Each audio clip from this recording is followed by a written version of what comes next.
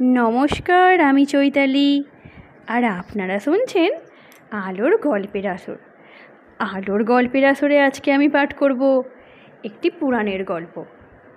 লেখক উপেন্দ্র কিশোর রায়চৌধুরী রচিত মহিষাসুর। একটা ভারী ভয়ঙ্কর অসুর ছিল।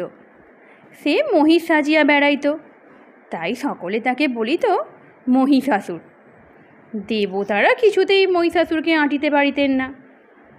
100 বৎসর ধরে তাহারা তাহার সঙ্গে যুদ্ধ করিলেন, তাহাতে সে তাহাদিগকে হারাইয়া স্বর্গ হইতে তাড়াইয়া দিয়া নিজে আসিয়া ইন্দ্র হইল।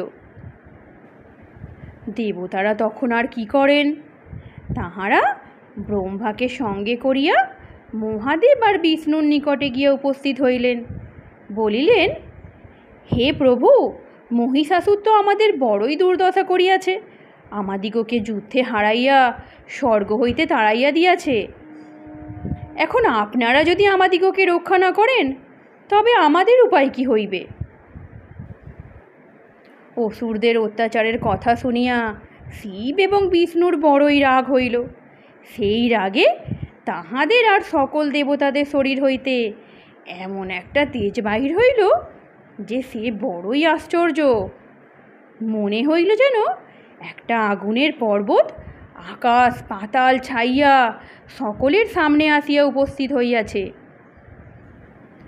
দেখিতে দেখিতে সেই তেজ জমাট বাঁধিয়া একটি দেবীর মতো হইল। তাহাকে দেখিয়া দেবতাদিগের আনন্দের আর সীমা রহিল না। তাহারা সকলে মিলিয়া কেহ অস্ত্র, কেহ বস্ত্র, কেহ বর্ম, কেহ অলঙ্কার আনিয়া তাহাকে দিতে লাগিলেন। হিমালয় বিশাল একটি সিংহ আনিয়া তাহার বাহন করিয়া দিলেন। দেবীর 1000খানি হাতে 10 দিক ছইয়া গিয়াছে। তাহার মুকুট আকাশ ভেদ করিয়া উঠিয়াছে। তাহার ভারে পৃথিবী বসিয়া পড়িয়াছে। ধনুর শব্দে আকাশ পাতাল কাঁপিতেছে। তিনি যখন 1000 হাতে 1000 অস্ত্র লইয়া গর্জন করিলেন, তখন বিশ্ব ব্রহ্মাণ্ড কাঁপিয়া উঠিল। অসুরেরা সেই গর্জন শুনিয়া ছুটিয়া আসিল। তারপর কি যেমন তেমন যুদ্ধ হইল। মহিষাসুর নিজে যেমন ভয়ঙ্কর, তাহার এক একটি সেনাপতিও তেমনি। তাহাদের একটার নাম চিকুর, আর একটার নাম চামর, আরগুলির নাম উদগ্র, মহাহনু, অশিলোমা, বাস্কল, পরিবারিত আর বিড়ালাক্ষ। এই সকল সেনাপতি আর কোটি কোটি অসুর লইয়া মহিষাসুর দেবীর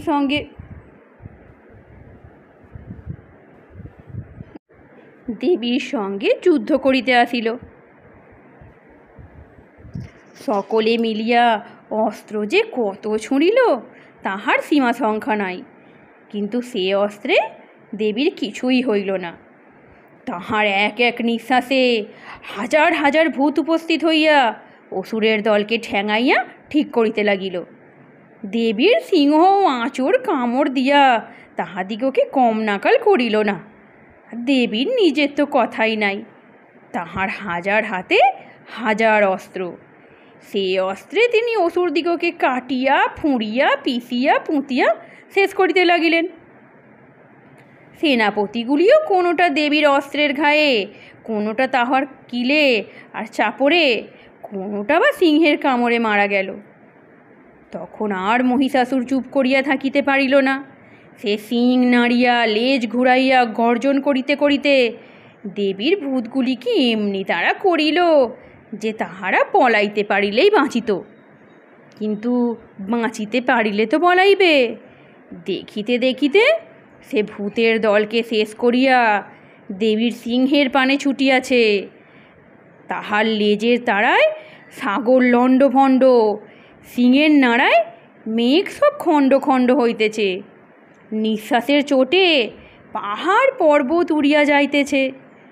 এমন সময় দেবীর পাশ অন্ত্র আসিয়া তাহাকে এমনি বাঁধন বাঁধিল যে আর তাহার নড়িবার শক্তি নাই।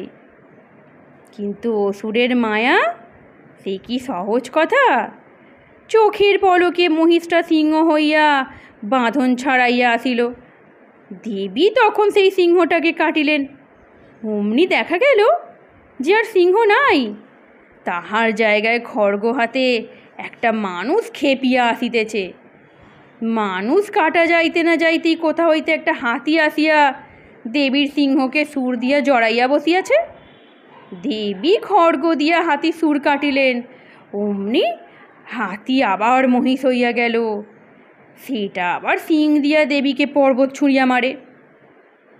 দেবী এক লাফে সেই মহিষের ঘাড়ে চড়িয়া তাহাকে এমনি চুলের ঘা মারিলেন যে তখন অসুর মহাশয়কে সেই মহিষের ভিতর হইতে বাহির হইতে হইল। কিন্তু তখনও তাহার তেজ কমে নাই, সে আধা আধি বাহির হইয়া যুদ্ধ আরম্ভ করিয়াছে। যাহা হোক, যুদ্ধ আর তাহার বেশিক্ষণ করিতে হইল না, কেননা দেবী সেই মুহূর্তেই খড়গ দিয়া তাহার মাথা কাটিয়া ফেলিলেন।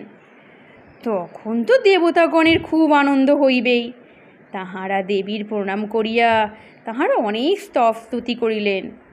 দেবী তাহাতে তুষ্ট হইয়া বলিলেন, তোমরা কি বর চাও? দেবগণ বলিলেন, আবার কি বর চাহিব? মহিষাসুর মরিয়াছে, তাহাতেই আমাদের ঢের হইয়াছে। এখন শুধু এইটুকু বলো যে আমাদের আবার যদি বিপদ হয় তখন ডাকিলে আসিবে।